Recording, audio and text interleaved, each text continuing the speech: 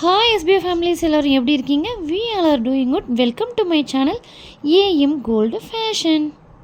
இன்றைக்கி நம்ம இந்த வீடியோவில் எதை பற்றி பார்க்க போகிறோம் அப்படின்னா ரொம்ப ரொம்ப முக்கியம். எஸ்பிஐ நோட்டீஸ் போர்டில் சார் வந்து அனௌன்ஸ்மெண்ட் கொடுக்குறாங்க.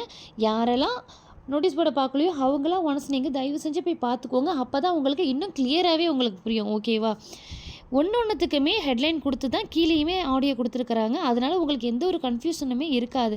ஸோ எல்லாருமே நோட்டீஸ் போர்டை போய் ஒன்ஸ் நீங்கள் செக் பண்ணிக்கோங்க. ஓகேவா? இப்போ நம்ம இந்த வீடியோவில் எதை பற்றி பார்க்க போகிறோம் அப்படின்னா, இதில் இருக்குது பாருங்கள், ரீஃபண்ட் மெம்பர்ஸ். ஓகேவா?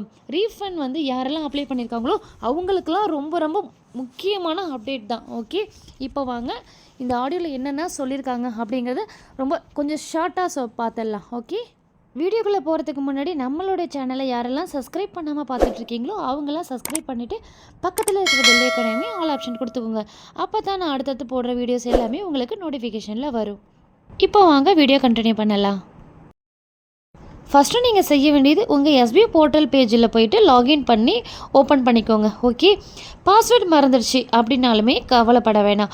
ஃபர்கெட் பாஸ்வேர்டு இருக்கு இல்லையா, அந்த ஆப்ஷனை வந்து நீங்கள் வந்து கிளிக் பண்ணி ரீசெட் பண்ணிக்கலாம். ஓகே, ஒருவேளை லாகின் ஆகலை அல்லது எந்த இமெயில் ஐடியில் ரிஜிஸ்டர் பண்ணியிருக்கேன்னே தெரியலை அப்படின்னா அதுக்குமே டென்ஷன் ஆக வேண்டாம். அதுக்கான தனி ஆப்ஷன் அடுத்தடுத்த அனௌன்ஸ்மெண்ட்டில் கொடுக்கறதா சொல்லியிருக்காங்க. ஓகே, இப்போ ஒரு வழியாக லாகின் பண்ணதும் பேங்க் டீட்டெயில் ஃபார்ம் ஓப்பன் ஆகும். அதில் நீங்கள் கரண்ட்டாக யூஸ் பண்ணிட்டு இருக்கிற ஆக்டிவ் பேங்க் அக்கௌண்ட் டீட்டெயில்ஸ் மட்டும் சரியாக ஃபில் பண்ணுங்கள்.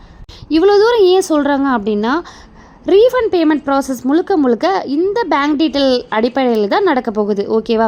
2 வருஷம் ஆகிட்டதுனால சில பேரோட பழைய அக்கௌண்ட்லாம் வந்து க்ளோஸ் ஆகியிருக்கிறதுக்கு வாய்ப்பு இருக்குது.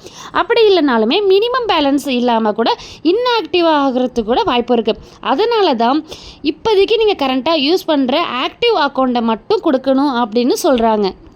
அதே மாதிரி இன்னொரு முக்கியமான விஷயம் என்னென்னா, ஒரே ஒரு பேங்க் அக்கௌண்ட்டை வச்சு அதிகபட்சம் 3 SBO ஐடிக்கு யூஸ் பண்ணலாம். ஓகேவா? அதே மாதிரி அக்கௌண்ட் ஹோல்டர் நேம் மற்றும் பேன் கார்டு நேம் ரெண்டுமே வந்து ஒரே மாதிரி தான் இருக்கணும், சேமாக தான் இருக்கணும். அக்கௌண்ட் நம்பர் வேறையும் பேன் கார்டு நம்பர் வேறையும் மட்டும் தயவு செஞ்சு கொடுத்துடாதீங்க. ஓகேவா? ஆனால் SBO ஐடியில் வந்து நீங்கள் வந்து வேறு நேம் கூட நீங்கள் கொடுத்துருக்கலாம். ஃபார் எக்ஸாம்பிள், SBO ஐடியில் வந்து உங்களோட நேம் வந்து சரண்யான்னு இருக்குன்னு வச்சுக்கோங்களேன்.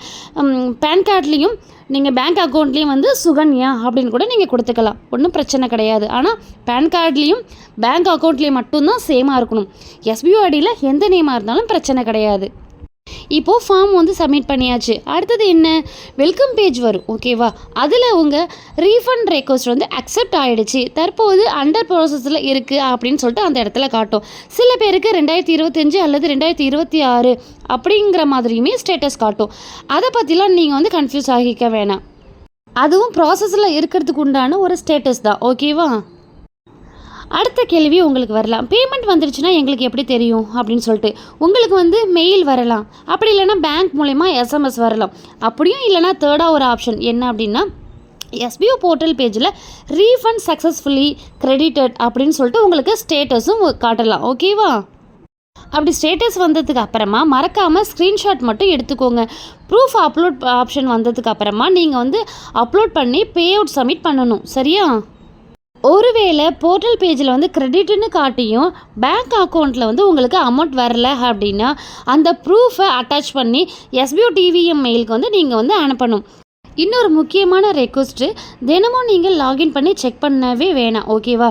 10 நாளைக்கு ஒரு தடவை மட்டும் லாகின் பண்ணி ஸ்டேட்டஸ் செக் பண்ணினாலே போதும்.